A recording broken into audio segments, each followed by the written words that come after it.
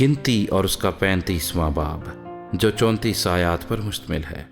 پھر خداوند نے موآب کے میدانوں میں جو یریحو کے مقابل یردن کے کنارے واقع ہیں موسیٰ سے کہا کہ بنی اسرائیل کو حکم کر کہ اپنی میراث میں سے جو ان کے تصرف میں آئے لاویوں کو رہنے کے لیے شہر دیں، اور ان شہروں کی نواحی بھی تم لاویوں کو دے دینا، یہ شہر ان کے رہنے کے لیے ہوں، ان کی نواحی ان کے چوپایوں اور مال اور سب جانوروں کے لیے ہوں، اور شہروں کی نواحی جو تم لاویوں کو دو وہ ہر شہر کی دیوار سے شروع کر کے باہر چاروں طرف 1000 ہاتھ کے پھیر میں ہوں، اور تم شہر کے باہر مشرق کی طرف 2000 ہاتھ اور جنوب کی طرف 2000 ہاتھ اور مغرب کی طرف 2000 ہاتھ اور شمال کی طرف 2000 ہاتھ، اس طرح پیمائش کرنا کہ شہر ان کے بیچ میں آ جائے، ان کے شہروں کی اتنی ہی نواحی ہوں، اور لاویوں کے ان شہروں میں سے جو تم ان کو دو 6 پناہ کے شہر ٹھہرا دینا جن میں خونی بھاگ جائیں، ان شہروں کے علاوہ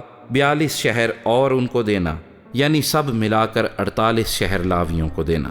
اور ان شہروں کے ساتھ ان کی نواحی بھی ہوں، اور وہ شہر بنی اسرائیل کی میراث میں سے یوں دیے جائیں، جن کے قبضے میں بہت سے شہر ہوں ان سے بہت، اور جن کے پاس تھوڑے ہوں ان سے تھوڑے شہر لینا، ہر قبیلہ اپنی میراث کے مطابق جس کا وہ وارث ہو لاویوں کے لیے شہر دے۔ اور خداوند نے موسیٰ سے کہا کہ بنی اسرائیل سے کہہ دے کہ جب تم یردن کو عبور کر کے ملک کنعان میں پہنچ جاؤ تو تم کئی ایسے شہر مقرر کرنا جو تمہارے لیے پناہ کے شہر ہوں، تاکہ وہ خونی جس سے سہون خون ہو جائے وہاں بھاگ جا سکے۔ ان شہروں میں تم کو انتقام لینے والے سے پناہ ملے گی، تاکہ خونی جب تک وہ فیصلے کے لیے جماعت کے آگے حاضر نہ ہو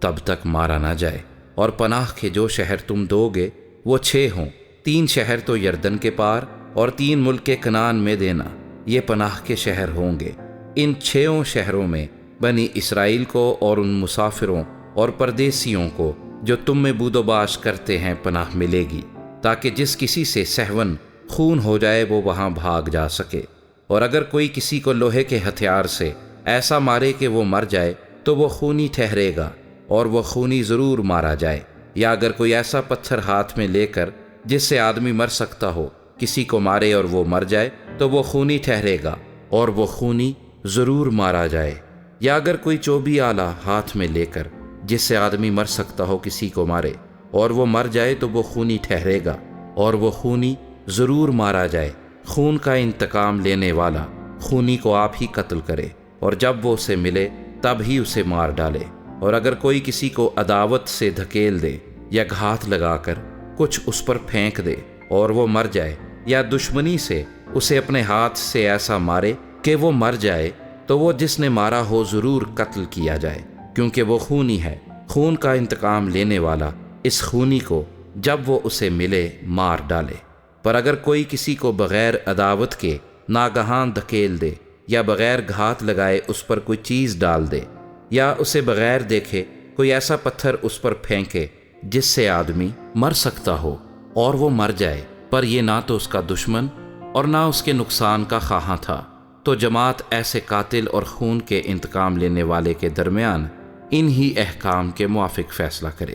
اور جماعت اس قاتل کو خون کے انتقام لینے والے کے ہاتھ سے چھڑائے، اور جماعت ہی اسے پناہ کے اس شہر میں جہاں وہ بھاگ گیا تھا واپس پہنچوا دے۔ اور جب تک سردار کاہن جو مقدس تیل سے ممسوح ہوا تھا مر نہ جائے تب تک وہ وہیں رہے۔ لیکن اگر وہ خونی اپنے پناہ کے شہر کی سرحد سے جہاں وہ بھاگ کر گیا ہو کسی وقت باہر نکلے اور خون کے انتقام لینے والے کو وہ پناہ کے شہر کی سرحد کے باہر مل جائے اور انتقام لینے والا قاتل کو قتل کر ڈالے، تو وہ خون کرنے کا مجرم نہ ہوگا، کیونکہ خونی کو لازم تھا کہ سردار کاہن کی وفات تک اسی پناہ کے شہر میں رہتا۔ پر سردار کاہن کے مرنے کے بعد خونی اپنی موروثی جگہ کو لوٹ جائے۔ سو تمہاری سب سکونت گاہوں میں نسل در نسل یہ باتیں فیصلے کے لیے قانون ٹھہریں گی۔ اگر کوئی کسی کو مار ڈالے تو قاتل گواہوں کی شہادت پر قتل کیا جائے،